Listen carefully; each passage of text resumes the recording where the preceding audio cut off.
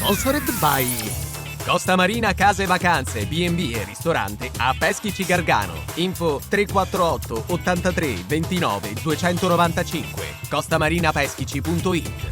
Impresa Valassi Fermo e Franco. L'arte di costruire e ristrutturare. www.valassiff.it.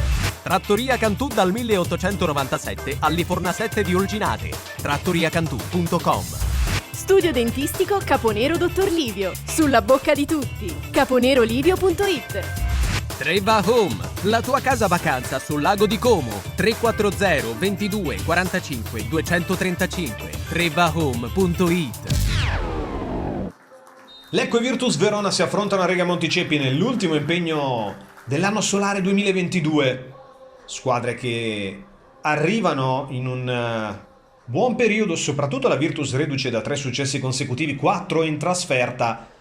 Lecco dopo il pareggio con la Provercelli vuole provare a chiudere bene di fronte al proprio pubblico, quasi 1400 comunque gli spettatori nonostante si giochi di venerdì 23 dicembre prima di Natale alle 14:30. Sesto minuto, il calcio d'angolo della Virtus, arriva un primo colpo di testa, Zambataro salva sulla linea, allontana Pinzauti, poi viene ributtato dentro, ci prova Cella, ributtato ancora fuori dalla difesa, poi il mancino, il tentativo di mancino da parte di Manfrin, se la cava con grande difficoltà la difesa del Lecco al sesto minuto.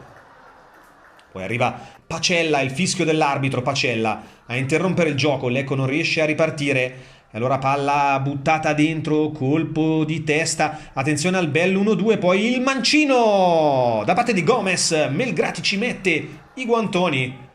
Altro tiro da parte della Virtus Verona, calcio d'angolo, la butta fuori Battistini, poi un altro colpo di testa, poi ancora palla nei piedi dei giocatori della Virtus con Danti, Nalini, l'1-2 splendido fra i compagni, dentro il pallone ancora per Cella che ci prova e Melgrati ancora una volta bravo a dire no al numero 4 della Virtus.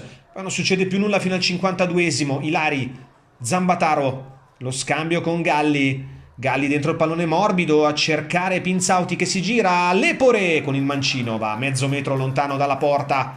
Questo è l'unico tiro in tutta la partita da parte del Lecco. Calcio di punizione al 58esimo, lungo sul secondo palo, Ilari la mette fuori, Zambataro, poi c'è forse un fallo di mano non ravvisato, Lonardi dentro il pallone di Tronchin, colpo di testa schiacciato senza però pericoli per Melgrati.